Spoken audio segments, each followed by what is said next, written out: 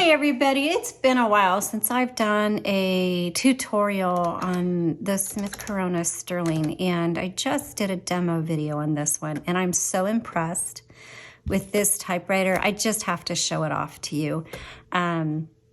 For those of us who are writers that have petite hands, finding a manual typewriter that is really comfortable and that can kind of keep up with, you know, if you're a fast typist or you think quickly as you're writing, it's really hard to find that because especially those of us with smaller hands, our fingers really get jumbled up and it disrupts the thought process. So most of the time when I'm really wanting to write, I have my Smith Corona Electric Portable. That's a 1958, and that's one that I go to. But I'm telling you, I am totally sold on this 1957 Smith Corona Sterling. It's 5A series. Fantastic. Oh my goodness. This would be a really, if I was looking for a manual and I don't need another typewriter, I would pick this one. And I'm thinking that I love it so much because it's only a year different from my Smith Corona Electric Portable. It's the same shape, the same body style, and really it's the same keys. It's just not electric. So I'm not surprised. It fits my hands, and I have a petite hands. Fits them. The keys were really soft and also it wasn't very loud. In my opinion, this should have been a silent. That's kind of how soft and low, you know, it's just not a very noisy typewriter at all. So let's go ahead, and I just want to show it off to you a little bit before I type, but it's really in great condition. There's the green keys. The logo is excellent. I mean, whoever had this took really, really good care of it. It's just such a clean typewriter. It really looks new. In fact, I'll open up the inside so you can see it. So clean. I mean, it looks like it's been in the case since it was made and just never used. So since this is such a great typewriter, I'm going to use this one to do an updated tutorial. And by the way, if you ever want to know where the serial number is, it's right here. So this one is a 5A serial number. You can then go to typewriterdatabase.com and look up the year that it was manufactured. So if you've got a Sterling and you want to know how to use it, get out your typewriter and follow along. If you're watching to see if a Sterling is a good choice for you, I can't think of, well, it's hard to go wrong with typewriters, but I mean, you can depending on what you want to use it for. Like I've got a whole collection of Royal Quiet Deluxe, and honestly, they're there for looks because they're really pretty and fun colors, but they're not my favorite to type on when I really want to get some writing done. Like I said, I go to my electric, which is the exact same body style as this one right here. So huge fan of the Sterling.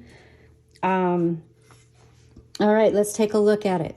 Here is your paper holder.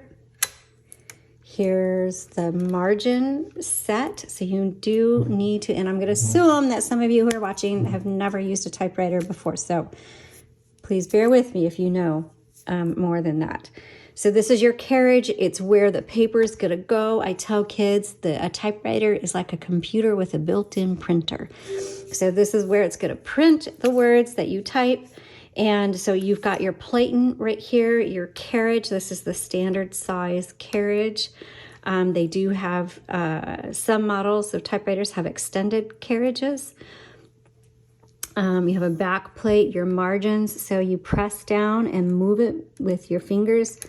And that's your left. Here's your right margin, depending on your paper size and what you want to do.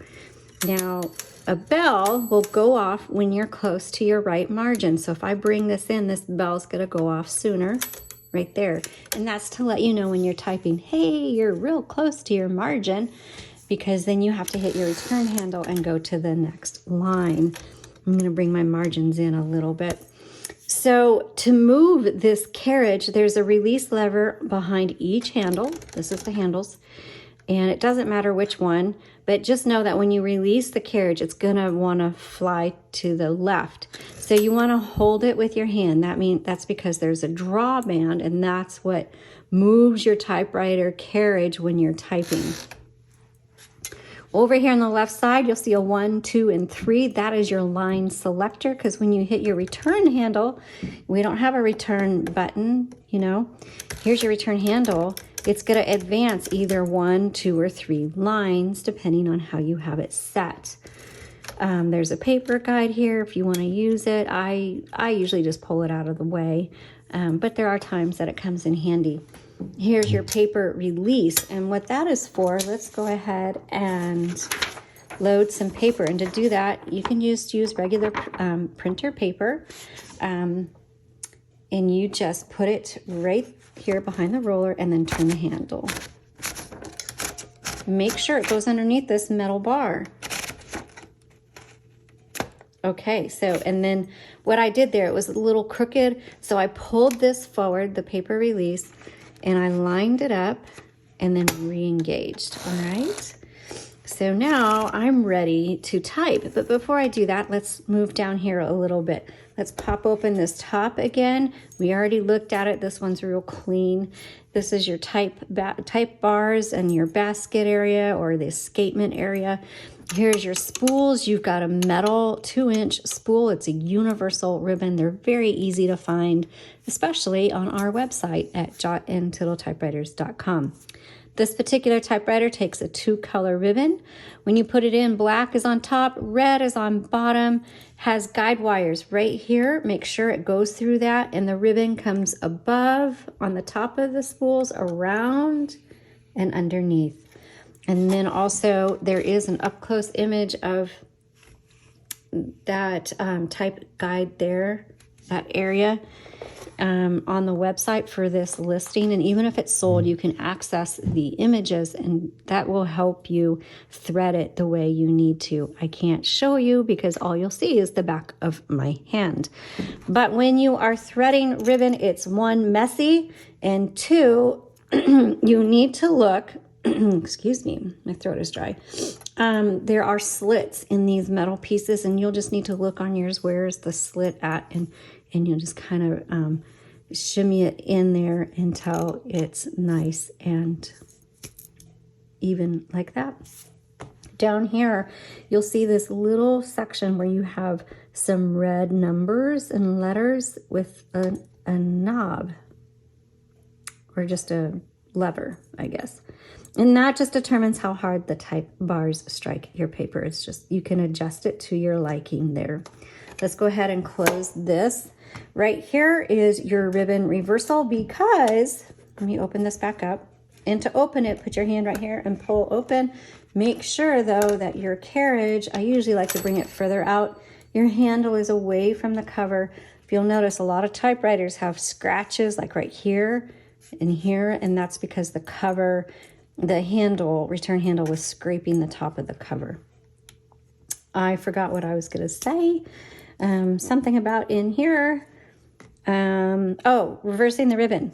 So the ribbon, you know, is going this way, and you get to the end, and when you run out of ribbon, it's not out of ink. You reverse the direction right there, and now you go the opposite way, and you just keep going back and forth till you use up all the ink in that ribbon, and it should last you a long time. Okay. So down here, you've got your color selector for your ribbon. You've got the black on the top, red on the bottom, and then there's a white dot in the middle.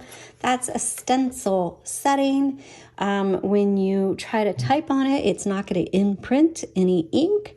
So don't use that setting because you're not going to get anything done. So make sure it's firmly on black or red. If you're having trouble when you're typing, for some reason, maybe it's stopped typing, it feels weird, or it's not imprinting very well, check 2 things. 1, reverse the direction of your ribbon. And 2, make sure you haven't bumped your color selector, which does happen. And between those 2 things, it will, 9 times out of 10, it will take care of it. Okay, here's your shift lock. Shift lock does uppercase and symbols. Tab right here. And to set your tabs, oops, I guess I should take out the paper. To set your tabs, you pop open the back. And in here, you're gonna notice what I call tab keys. And there's a grooved metal bar in here, and you just slide that key wherever you want. Now, most of them come with 6. 1, 2, 3, 4, 5, 6. We're good on that. A lot of them, because they're vintage, are missing. So it is hard to find one with all 6. Like I said, this looks like it was manufactured and sat in a case. Has all 6 type keys in there. It's excellent condition. All right, let's load the paper again. And I'm going to show you how to use the margin release. So let's do a line. Oops, I made a mistake. What do you do when you make a mistake? Backspace, and you can either type over it, you can, slash through the whole word, whatever you prefer. I kind of don't care what your choice is. There are people with strong opinions on that, and that's okay. I don't have a strong opinion either way. The quick brown fox jumps over the lazy dog. There's the bell telling me, hey, you are at the end of your line. You need to hit your return handle. But let's do that sentence again. But this time, I'm going to keep going when that bell goes off.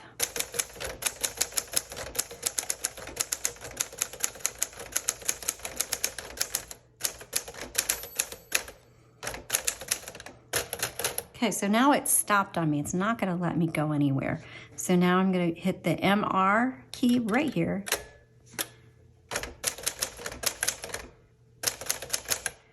And I can finish my thought, hit the return handle, and keep going.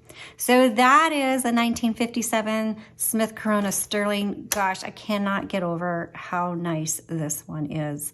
I hope you have one. If you've got one, keep it. It's a fantastic typewriter. Look for a local repair person to help you clean it up. And then happy typing. All right, see you soon.